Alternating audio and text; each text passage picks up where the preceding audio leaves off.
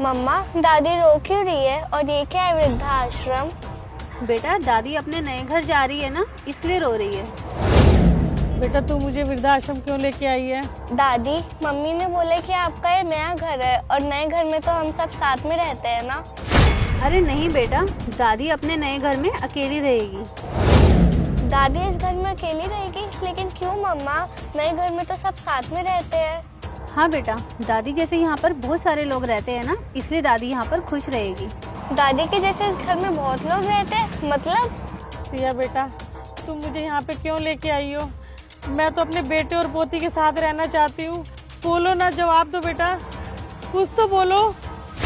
माँ जी, मैंने कहा ना, आप हमारे साथ रहकर क्या करोगी? वैसे भी यहाँ पर आपके जैसे बहुत सारे लोग रहते हैं, आप उनके साथ खुश रहोगी। बेटा मुझे किसी के साथ नहीं रहना, मुझे अपनी पोती और अपने परिवार के साथ रहना है। मम्मी, दादी को तो हम नए घर में लेके आए, तो दादी रो क्यों रही है? माँ जी, मैं आपको कैसे समझाऊं? सोसाइटी के सभी लोगों ने मिलकर अपने पेरेंट्स को यहाँ पर छोड़ दिया है ताकि आप सभी मिलकर खुश रह सके। और वैसे भी आप क्या करोगी हमारे साथ रहकर? वैसे भी हमने नई काम वाली रख ली है, वो घर के सारे काम कर देगी। बहू, तुम जो बोलोगी मैं वो कर लूंगी। मुझे यहाँ पे नहीं रहना, मैं सारे काम कर लूंगी। मुझे अपने साथ ले चलो, मुझे यहाँ पे अकेला नहीं रहना बेटा। अकेली अकेली कैसे पड़ जाओगी? मैंने कहा ना, आप जैसे बहुत सारे लोग रहते हैं यहाँ। और अब ना मेरा ज्यादा दिमाग खराब मत करो माँ जी, अपना बैग उठाओ और चलो मेरे साथ। बेटा मैं तुम्हारे आगे हाथ जोड़ती हूँ, मुझे यहाँ पे मत छोड़ के जाओ। माँ जी, क्यों इतने ड्रामे कर रही हो तुम? मैंने कहा ना, ये मेरा आखिरी फैसला है और आप मेरे साथ नहीं रह सकती। वैसे भी यहाँ आपको किसी चीज की कमी नहीं होने वाली। आपको तो मुझे थैंक यू बोलना चाहिए कि मैं आपको इतनी अच्छी जगह लेकर आई हूँ। अरे बेटा, मुझे नहीं रहना किसी अच्छी जगह पे, मैं अपने बच्चों के साथ रहना चाहती हूँ, अपने परिवार के साथ रहना चाहती हूँ। माँ जी, आप ना मेरा बहुत ज्यादा दिमाग खराब कर रही है। अब जैसे बोल रही हूँ ना मैं, आप सिर्फ वैसा ही करो। जल्दी से बैग उठाओ और मेरे साथ चलो। पर मम्मी, दादी को तो हम नए घर में लेके आए हैं, तो दादी रो क्यों रही है? उन्हें तो खुश होना चाहिए। बल्कि बेटा, जैसे तुम स्कूल जाती हो तो रोती हो ना, वैसे ही आज दादी अपने नए घर जा रही है, इसलिए रो रही है। मम्मी, पर इस घर के आगे वृद्धाश्रम क्यों लिखा है और इसका मतलब क्या होता है?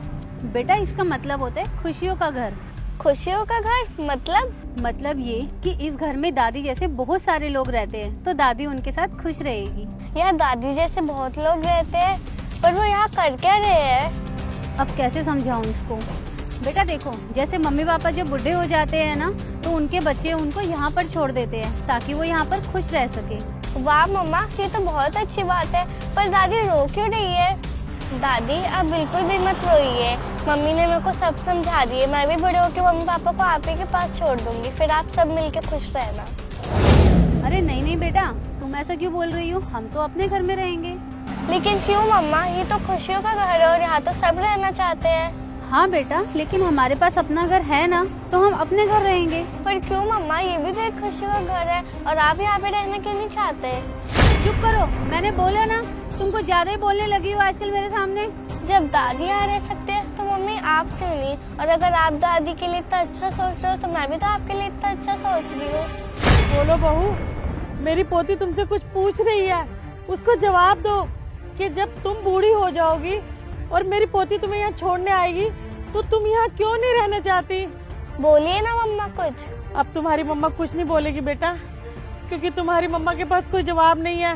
नहीं मम्मी, आप मुझे बताओ, आप भी तो एक ना एक दिन बूढ़े हो गए ना, और अगर आप दादी को यहाँ छोड़ सकते हो तो मैं आपको यहाँ क्यों नहीं छोड़ सकती? बोलो मम्मा। चुप करो तुम, बहुत बदतमीज हो गई हो आजकल। आने दो तुम्हारे पापा को, तुम्हारी सारी शिकायतें लगाऊंगी। अंकल, ये वृद्धाश्रम क्या होता है? इसका मतलब खुशियों का घर होता है ना? खुशियों का घर? ये आपको किसने कहा बेटा? लेकिन मेरी मम्मी ने कहा ये तो खुशियों का घर होता है। ये खुशियों का घर नहीं, ये दुखों का घर है। दुखों का घर? जब बच्चे अपने माँ बाप को घर से बाहर निकाल देते हैं तब उनको यहाँ रहना पड़ता है, अपनों से दूर, अकेले, बेबस और बेसहारा। क्या? जब बच्चे अपने मम्मी पापा को घर से निकाल देते हैं तब वो लोग यहाँ पर रहते हैं? हाँ। इसका मतलब मेरी मम्मी ने मुझसे झूठ बोला। मम्मी, आपने मुझसे झूठ क्यों बोला? बताओ ना मम्मी, कुछ बोलो मम्मी। बेटा, अब तुम्हारी मम्मा कुछ नहीं बोलेंगी, क्योंकि अब तुम्हें सच्चाई पता लग गई ना। अरे ये तो हर घर की कहानी है, कौन अपने बूढ़े माँ बाप को अपने पास रखता है। माँ बाप पूरी जिंदगी लगा देते हैं अपने बच्चों को काबिल बनाने के लिए, और जब वो काबिल हो जाते हैं ना तो वो अपने माँ बाप को ऐसे ही वृद्धाश्रम में छोड़ के चले जाते हैं, जिन्हें वो सपनों का घर बताते हैं।